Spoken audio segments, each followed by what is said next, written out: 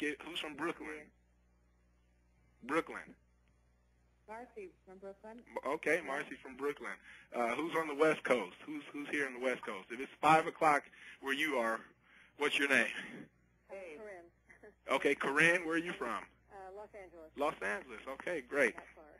Okay, well, I'm going to go into lecture mode, and we're going to get started. And I'll basically tell us where we're going, and then I'll take us there. So here we go. Okay, you should be able to hear me. I can't hear you now. But the goal of tonight is how to maximize your left hand with power chords, arpeggios, and tritones. So I'll be teaching you various power chords, arpeggios, tritones.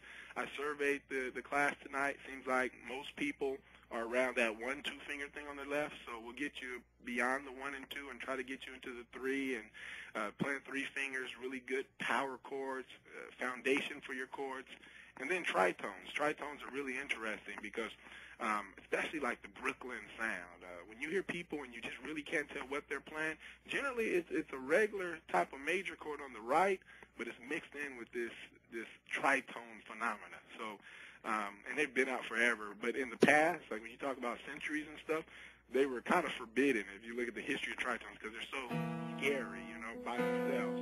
They're actually like the shell of a diminished chord.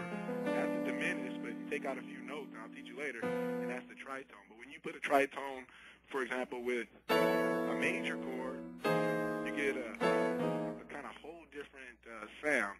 And what I was doing there is just F and B on my right, on my left, and a regular A major on my right. But I'll get there. But these are little things we'll cover tonight. So the goal of session number 2 is to give you various ways to enhance your playing by altering what you play with your left hand. From power chords to tritones, we'll explore various techniques to achieve the full sound most musicians are looking for.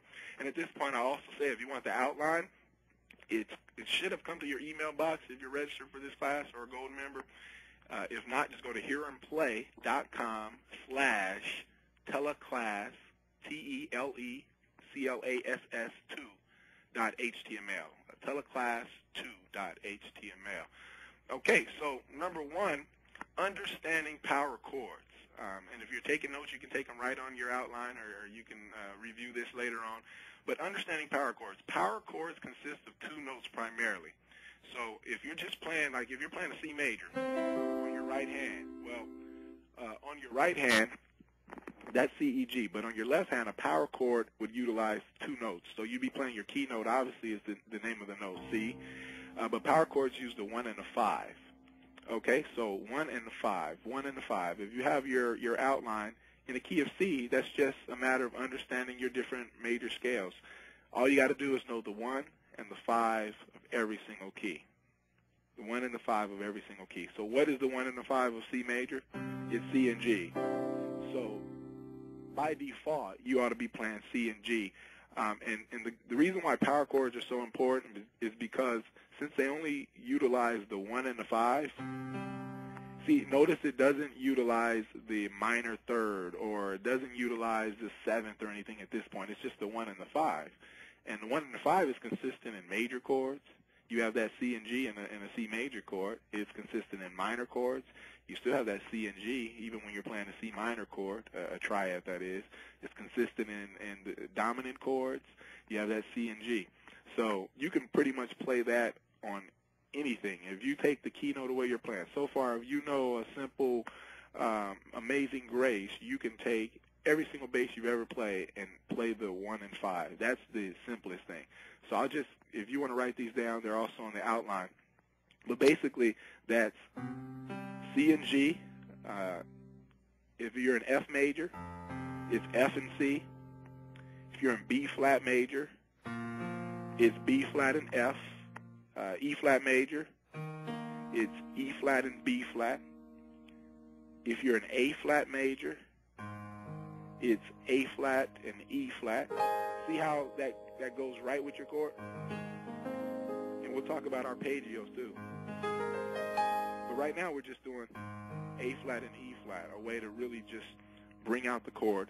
In the key of D flat, it's D flat and A flat. So once again, it's basically the 1 and 5 of every key. In G flat and D flat. In the key of B, B and F sharp. In the key of E, E and B, and so forth. In the key of A, it's going to be A and E.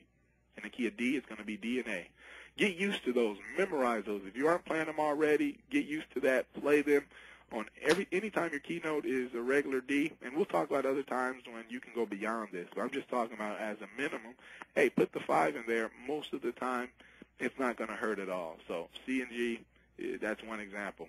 Now, moving on, we can go beyond the basic power chord, and we can start playing 3-finger left-hand arrangement.